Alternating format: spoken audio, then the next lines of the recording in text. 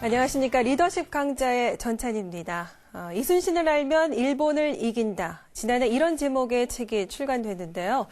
이 책은 이순신이 일본과 싸워서 이길 수 있었던 전략들을 심도 있게 분석하고 있습니다. 그런데 이 책에 보면 이순신의 모든 전략과 리더십의 본체는 바로 손자병법이었다고 쓰여 있습니다. 명장 중에 명장으로 꼽히는 이순신, 그를 명장으로 이끈 손자병법에서는 과연 리더십을 어떻게 말하고 있을까요? 오늘 이순신을 알면 일본을 이긴다의 저자인 노병천 대령 모시고 말씀 들어보겠습니다. 박수로 맞아주시기 바랍니다.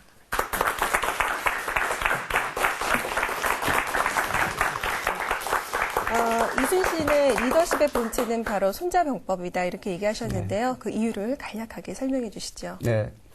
이순신 장군께서 그 당시에 과거 급제하실 때에 네. 손자병법이라는 과목이 있었습니다. 네. 그래서 장군께서는 아주 많은 공부를 했고요. 또 23번의 해전을 분석해 보면은 네. 손자병법의 원리가 그대로 적용되어 있습니다. 네. 네. 오늘 손자병법 리더십이라는 주제로 강의 준비해 주셨는데요. 이 손자병법에서는 리더십을 어떻게 말하고 있는지 노 대령님의 강의 한번 들어보겠습니다. 부탁드리겠습니다.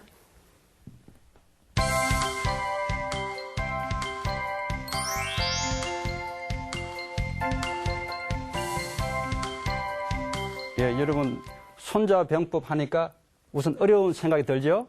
예. 오늘 제가 짧은 시간이지만은 아주 재밌고 쉽게 손자병법에서 말하고 있는 4가지 리더십에 대해서 말씀을 드리도록 하겠습니다.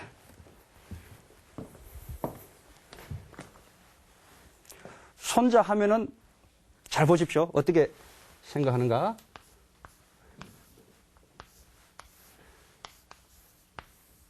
손자죠, 손자. 근데 그 손자가 아니고 2500년 전에 손무가 만든 병법을 얘기하고 있습니다. 그래서 실제로 활동했던 당시의 모습은 수염이 좀 낮겠죠.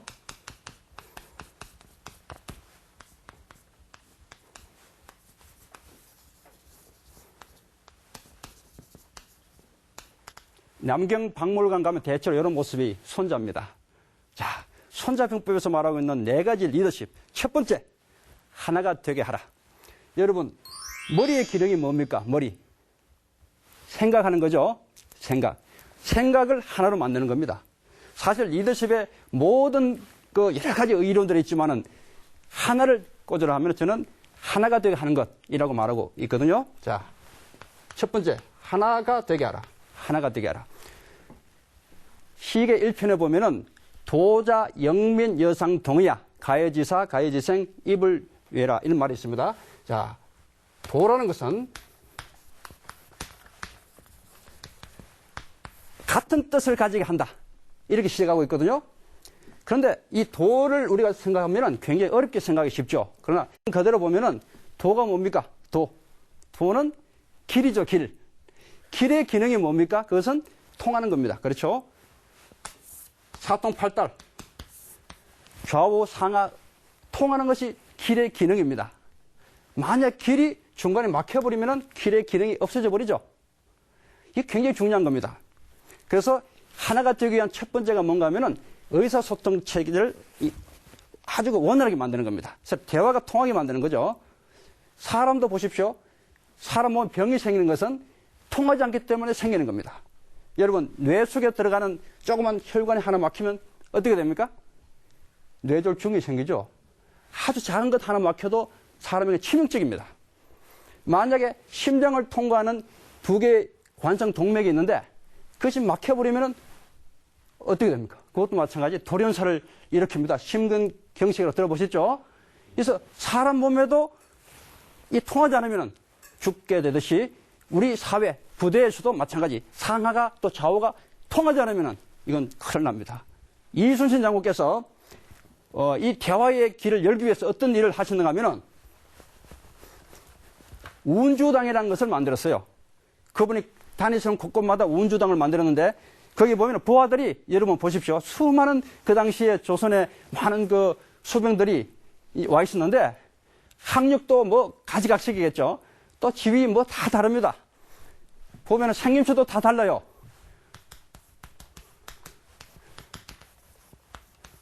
이런 사람도 있을 것이고 또 뭐 이렇게 이런 사람도 있을 것이고, 하여튼 별별 종류의 사람들이 와 있어요.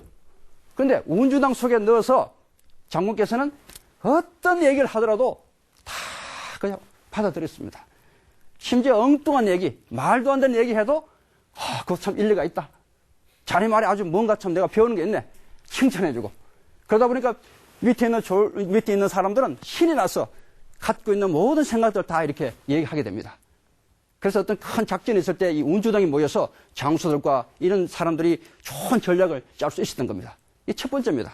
굉장히 중요한 부분이죠. 그래서 모든 리더십의 첫 번째 원칙은 서로 통하게 하라. 막히면 죽는다. 이렇게 말씀드릴 수 있겠죠. 두 번째입니다. 두 번째는 이 머리를 받쳐주는 것이 뭘까요? 이 중년 머리. 머리 속에만 해도 이 용량이 책 2천만 개, 만 개가 아니죠. 만 권. 2천만 권이나 들어갈 수 있는 용량이 머리에 있다 그럽니다. 이 중년 머리를 받치는 것이 목이죠. 목. 자, 목. 목이 받쳐주는 기본입니다. 기본. 목에 조금만 잘못 이상이 생기면 머리가 지탱이 안 되죠. 그래서 두 번째는 목같이 기초, 기본. 기본을 충실히 하는 것. 두 번째로 얘기하고 있습니다. 기본을 충실하라. 손자병법 제5병세편에 보면은 이정합, 이기승이라는 게 있어요. 이정합, 이기승. 이 말이 뭔가 하면은 정의 힘으로 합하고 기특을 발휘해서 승리를 거둔다는 얘기입니다. 자, 정이 뭡니까? 이것은 기본을 뜻하죠. 기본 기. 그래서 정의 힘이 크면 클수록 나아가는 기가 많아집니다. 다양해지고요. 정의 힘이 적으면 적을수록 기가 나가는 이것이 굉장히 제한되죠. 승리의 그런 길이 적어지는 거죠. 그래서 많은 지휘관들은 정의 힘을 기르기 위해서 노력을 해야 되는 겁니다. 그래서 손자병법에는 정의 힘으로 5가지를 얘기하고 있어요. 시계 1편에 보면은 제가 그림을 그립니다. 이걸 오사라고 부르는데, 오사라고. 그 기본이 뭐냐? 5가지 중에 제일 처음 것이 도입니다, 도. 금방 말씀드린 도가 바로 이겁니다. 서로 위와 아래, 또 동료끼리 서로 마음이 하나가 돼가지고 통하게 만드는 것. 하나가 되는 것. 이것도 기본으로 하는 것. 이것이 도다. 두 번째가 뭐냐? 천. 세 번째가 지, 장, 법이다. 이렇게 해서 하나, 둘, 셋, 넷, 5개. 5개 요소를 가지고 정의 그 수준을 측정합니다. 우리 부대는, 내가 갖고 있는 이 조직은 이 5개 요소로서 체크해 볼 때 어떤가를 보는 거죠. 도는 방금 말씀드린 대로 과연 하나가 되는가, 전체가. 두 번째, 천은 말 그대로 기상이죠, 기상. 날씨가 좋고 나쁘고, 봄, 여름, 가을, 겨울. 자, 이 기상이 어떤 의미가 있습니까? 특히 군인들은 기상에 따라서 많은 준비상이 달라지죠. 그죠? 여름에 출정할 때, 겨울에 출정할 때 달라지고, 낮, 밤이 다르죠. 그래서 이런 다양한 환경 속에서 적응할 수 있는 태세를 갖추는 것. 이게 기본이 되겠죠. 전쟁을 준비하는 군인에게 있어서. 그렇죠? 세 번째가 지입니다. 이것은 내가 밟고 있는 땅의 형태를 말하고 있습니다. 이 땅의 형태는 소위 말해서 자기가 밟고 있는 땅이 얼마만큼 든든한가, 단단히 구축되어 있는가. 그것은 무기, 장비, 훈련 이런 것을 말할 수 있겠죠. 그죠? 이게 잘 돼야지 됩니다. 네 번째가 장입니다. 장. 장은 간부의 자질을 의미하고 있습니다. 손자병법에서는 지, 신, 인, 인, 용, 음 5가지 자질을 두고 있는데 이 5가지의 좋은 자질을 가진 간부들이 얼마나 많이 있느냐? 굉장히 중요하겠죠. 그래서 장이 중요하다. 마지막으로 법입니다. 법이라는 것은 각종 규정, 그죠? 규정들. 군인으로서 지켜야 될 규정들이 많겠죠. 규정이 얼마만큼 잘 되어 있고 잘 지켜지느냐. 그리고 전쟁하기 위해서는 군수 지원 태세들. 뒤에서 많은 물자가 필요하겠죠. 그것을 얼마만큼 잘 평상시에 유지가 되느냐. 이런 것들이 5가지 요소입니다. 그래서 장수는 이 5가지 요소를 잘 보고 부족한 것은 평상시에 계속 육성시키고 배양하고 해야 되는 책임이 있다는 겁니다. 이것이 두 번째 얘기는 기본에 충실하라. 그 장군께서, 이순신 장군께서도 평소에 보면 활쏘기를 많이 했습니다. 활쏘기. 말도 많이 타시고, 그리고 수시로 무기고에 가서 무기를 점검하셨죠. 잘못되면 혼내주시고, 곤장도 치시고, 심하면 그냥 아주 엄한 불도 내리시고, 그것이 바로 평소에 이 5가지 요소를 잘 갖춰 놓아야 되기 때문에 그런 행동을 하셨던 겁니다. 자, 세 번째입니다. 여러분, 머리와 똑같이 또 중요한 것이 있어요. 사람 몸에서 머리도 중요하지만 또 중요한 것이 뭘까요? 뭐라 생각하십니까? 심장이죠, 심장. 그렇죠? 심장의 크기가 얼마나 클까요? 주먹만하다 그러죠. 이 심장이 3마력의 힘을 냅니다. 3마력. 이 심장에 조금만 잘못되어 있어도 사람이 이거 생명도 위험할 때가 많죠. 그래서 심장에 대해서 돌연사가 많습니다. 그 심장은 어떻게 됩니까? 온전해야 됩니다. 항상. 그죠? 온전하라. 세 번째가 온전함을 추구하라. 온전함을 추구하라. 손자병법에 보면은 전국 위상 파국 차지라는 말이 있습니다. 제3모공편에 나오는 건데요. 자, 전국 나라를 온전하게 한 뒤에 어떤 일을 도모하는 것을 최고로 여기고 깨떨어짐을 당하면서 어떤 일을 이룬다면 그것은 그 밑에다. 이런 얘기입니다. 그래서 끊임없이 손자병법은 전을 추구하고 있습니다. 가급적 깨어지지 않고 어떤 목적을 달성하는 것. 그래서 어떤 말로 연결되는가 하면 여러분 잘 아시는 대로 부전이 구린 지병 선지선자야라는 말이 나옵니다. 부전이 구린 지병. 싸우지 않고도 부전, 싸우지 않고도 구린 지병. 적을 굴복시킬 수 있다면 선지선자야라. 그것이 가장 좋은 것이다. 그래서 부전성이라는 말 들어보셨죠? 부전성. 여기서 나온 겁니다. 여기서. 부전. 본래 부전성이라는 말은 없어요. 이 말에서 부전성을 우리가 이제 응용해서 우리가 말하고 있는 거죠. 그래서 이 전이라는 것하고 이 부전성은 같은 맥락이죠. 가급적 어떤 목적을 달성할 때 깨어지지 않고 달성해야 된다. 이런 얘기입니다. 자. 그런데 통상 우리가 어떤 일을 추진하다 보면은 욕심이 생깁니다. 욕심. 더 잘하기 위한 욕심도 있고 또 어떤 공명을 이루기 위한 욕심도 있어요. 그래서 이것을 철저하게 막기 위해서 졸속이라는 개념이 손자병법에 나와요. 졸속. 들어보셨죠? 졸속. 자, 졸속이라는 것이 그냥 보면 빨리 끝낸다는 말입니다. 그냥 병법적으로 보면 어떤 의미가 있는가 하면 어떤 일을 추진할 때 비록 내 욕심에는 내 생각하는 그 수준에는 미치지 못하지만은 빨리 끝내라. 욕심을 거기서 접고 그 선에서 끝내라는 얘기입니다. 이런 경우가 있을 수 있겠죠. 자, 이순신 장군께서는 전쟁을 하실 때에 가급적 바다에서 모든 것을 끝내버렸어요. 23번 해전하는 동안에 육지까지 따라 들어가서 싸우도록 하지 않았어요. 왜? 육지로 우리 병력을 넣으면 어떤 일이 생길까요? 육지에 있는 일본군에게 매복당합니다. 그렇죠? 많은 병력이 손상을 입게 돼요. 장군은 그런 욕심을 버리고 그냥 바다에서 승부를 가리도록 그렇게 한 겁니다. 자, 1866년도에 퍼르시아 유명한 몰트케 장군이 있었어요. 몰트케.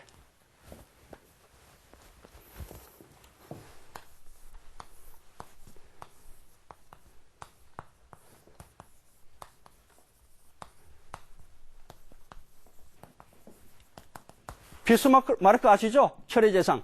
비스마르크와 같이 활동했던 그 유명한 몰트케 장군입니다. 이 양반이 보전쟁을 하면서 유명한 그 전투에 승리하고 난 뒤에 조금만 더 가면은 오스트리아 비엔나를 점령할 수 있었어요. 그러나 거기서 멈췄습니다. 여기까지다. 다들 반대했죠. 왜? 바로 코앞에 비엔나가 있는데 그것을 바로 그냥 점령하면 끝날 것인데 왜 거기서 멈추느냐? 몰트케가 하는 얘기가 있어요. 곧 프랑스와 전쟁을 한다. 유명한 보불 전쟁이죠. 그 전쟁을 하기 위해서는 이 선에서 끝내야 된다. 전력을 낭비할 필요가 없다. 끝내버립니다. 이거 굉장히 어려운 결단이죠. 그래서 이건 졸속이라는 개념은 잘 안 될 때가 아니라 정말 일이 성공적으로 진행될 때 또 승리가 박차를 가해서 더 많은 승리를 얻을 수 있는 그 유혹이 있을 때 그 앞에서 멈추는 것. 이 졸속입니다. 굉장히 어렵겠죠. 그래서 이것은 대단한 그런 절제심이 요구되고 큰 도량이 필요하겠죠. 두 번째가 있습니다. 그것은 무기성, 무용공, 무지명. 무기성, 무용공, 무지명이라는 그런 말입니다. 이 말이 무슨 말인가 하면 우리가 어떤 일을 할 때에 박수를 의식하지 말자는 겁니다. 무기성, 이 전쟁의 승리가 아주 좀 기이하다. 좀 기이한 승리다. 또 무용공, 참 용감하다. 용감이 참 넘친다. 또 무지명, 참으로 지혜로운 그런 승리다. 이런 찬사 있지 않습니까? 찬사. 많은 사람들에게 박수를 받으려고 의식하다 보면은 자기도 모르게 부하들을 희생시킵니다. 그렇게 되겠죠. 자기의 공명심 때문에 부하들이 죽게 되는 겁니다. 그것을 막아야 된다는 겁니다. 그래서 이 세 번째, 온전함을 추구하라는 결론이 뭐냐? 그것은 군영편에 나오는 자보 이 전승을 달성하라는 것입니다.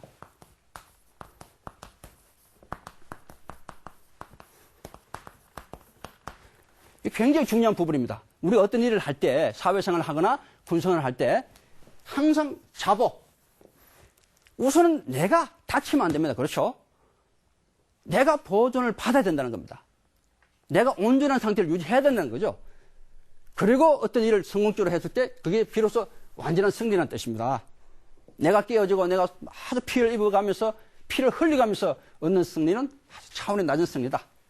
그래서 우리 병사들, 우리 간부들은 정말 나도 보존하지만 내가 맡고 있는 우리 병사들 정말 건강하게 잘 보살펴서 부모님께 이렇게 돌려보내드리는 것 얼마나 중요할까요? 세 번째였습니다.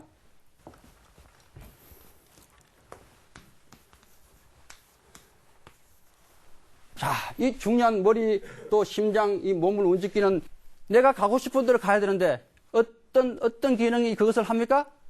다리겠죠, 다리. 자, 다리가 있습니다. 좀 빨리 가죠, 이렇게. 자, 다리가 있는데 이 다리를 보면서 어떤 생각을 하냐? 다리는 어디 갈지 몰라요, 그죠? 이 머리가 쉽게 가니까 멋대로 다녀요. 그래서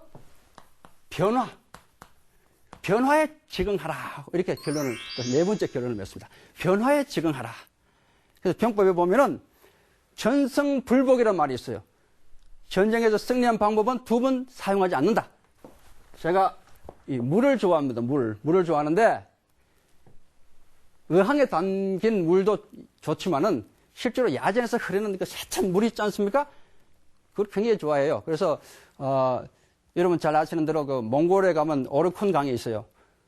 트르크족 있죠? 트르크족이 그 세웠다는 비문이 발견된 게 있는데 그거 보면 어떤 말이 있냐? 유명한 말이 하나 있어요. 성을 쌓는 사람은 거기서 이제 그것이 끝나버려요. 모든 역사가. 그것서 죽지만은 끊임없이 움직이는 자만이 살아남을 수 있다는 말이 그 적혀 있어요. 그러니까 한 곳에 머물면 안 된다는 거죠. 그래서 여러분 이 움직이는 물을 생각해 보십시다. 물이 흐릅니다. 위에서.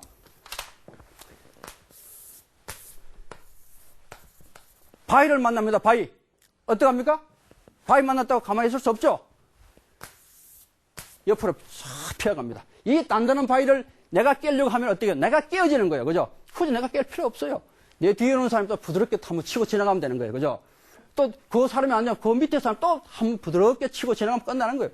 언젠가는 이 단단한 바위가 없어지겠죠. 이 단단한 사람을 의미하겠죠. 자기를 누르고 있는 위 사람이라도 아주 마음이 강팍하고 이런 분이 계실 수 있어요. 그죠? 내가 부딪히려 하면 나도 깨어집니다. 그러니까 지혜롭게 싹 넘어갔어요. 넘어가. 다음에 물이 내려가다 보면 뭐가 있겠어요? 나무가 또 있어요. 나무. 나무가 원하는 물이에요. 물 좀 달라. 그럼 내가 주는 거예요. 살아가다 보면 나를 필요로 할 때가 있어요. 그러면 내가 아낌없이 그냥 줘요. 물을 공급하고 또 내려갑니다. 내려가다가 웅덩이가 있어요. 웅덩이. 급하게 지나가려 하지 마세요. 필요하면 하나씩 채우세요. 채우다 보면 채워지고 또 넘어가게 돼 있어요. 그러니까 급하게 서둘지 말고 채워라. 마지막에 낭떠러지가 있을 수 있죠. 그죠? 기어이 낭떠러지 안 떨어지려고 애를 쓰다 보면 자기도 또 힘들어져요. 그러니까 맡겨버렸어요. 경우에 따라서는 우리는 맡겨버려야 될 때가 있어요. 버려야 될 때가 있어요. 그죠? 나의 자존심 채면 또 걱정거리까지 모든 것을 그냥 어쨌든 버려버려요. 그러면 자연스럽게 자기도 모르게 떨어집니다. 그죠? 그리고 큰 바다에 이르게 되는 거죠. 그러니까 큰 바다에 이르는 물들은 이런 과정 다 겪은 물들이죠. 중간에 혼자 어떻게 하겠다고 하면 다 그냥 사라져버려요. 그죠?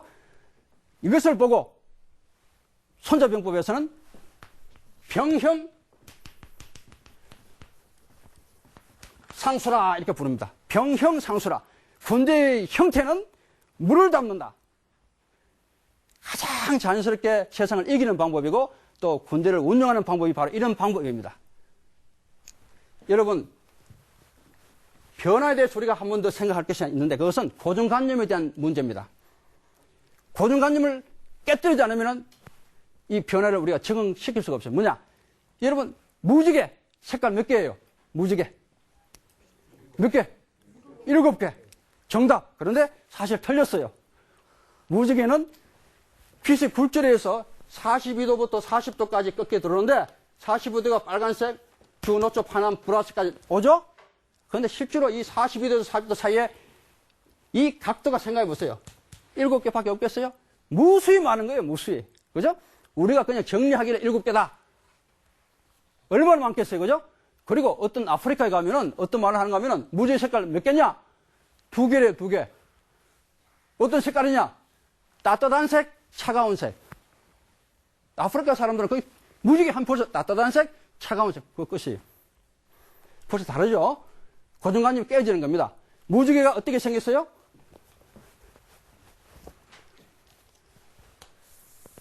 이렇게 생겼죠? 무지개가. 이것도 틀렸어요. 무슨 말이냐? 위에서 보면은, 요즘 이제 우주 비행사 모집하죠? 위에서 보면은 이 무지개가 원형입니다, 원형. 우리는 지평선 때문에 반밖에 못 보는 거예요. 벌써 이 모든 우리가 기존 관념을 다 깨버리는 거죠, 그죠? 병영상수, 변화에 적응하는 이런 생각은 기존의 고정관념을 깨뜨리지 않으면 이게 안 나오는 거예요. 그래서 특히 이제 나이 드신 분, 또 군에 오래 계셨던 분들은 항상 새로운 발상으로 접근할 필요가 있다. 신시대에 맞도록 굉장히 중요한 부분이죠.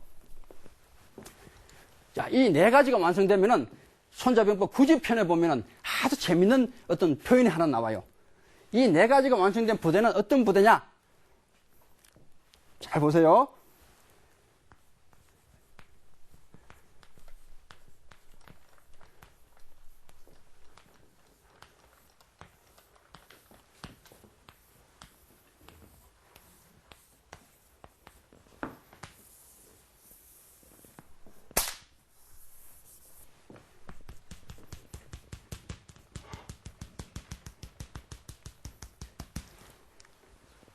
이게 바로 중국 항산에 산다고 하는 전설적인 뱀 솔연입니다. 솔연.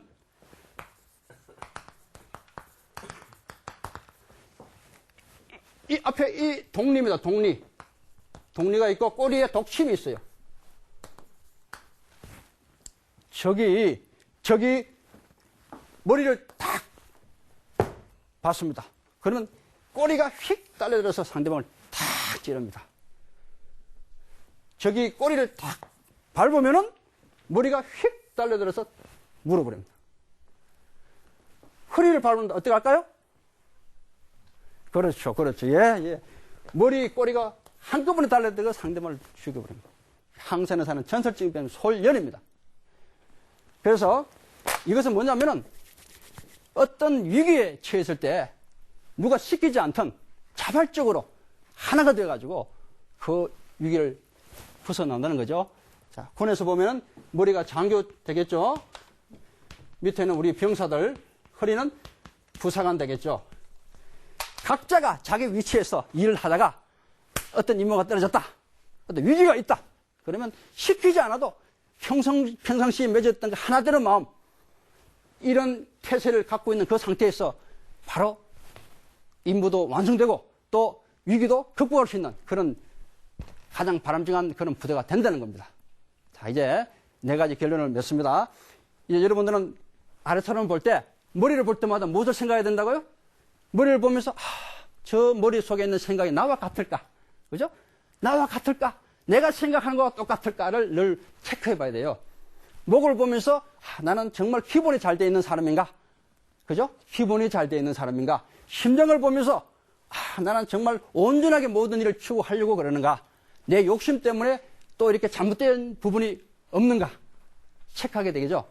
발을 보면서 이 변화되는 세상에 내가 고정관념에 사로잡히지 않는가? 항상 창의적인 생각으로 발전적인 그런 아이디어로 내가 노력해야 되지 않겠냐는 그런 생각을 하게 될 수 있다는 거죠. 자, 이렇게 해서 오늘 손자병법 어렵게만 느껴지겠지만은 이제 4가지 핵심 있지 않겠죠? 이것이 손자병법에서 말하고 있는 리더십입니다. 예, 감사합니다. 오늘 제 강의는 여기까지입니다. 잘 들었습니다. 지금까지 강의 들으시면서 혹시 궁금한 점 있으시거나 아니면은 우리 노대령님께 이것만 꼭 여쭙고 싶었다는 거 있으면 한 분만 질문 받아보겠습니다. 네.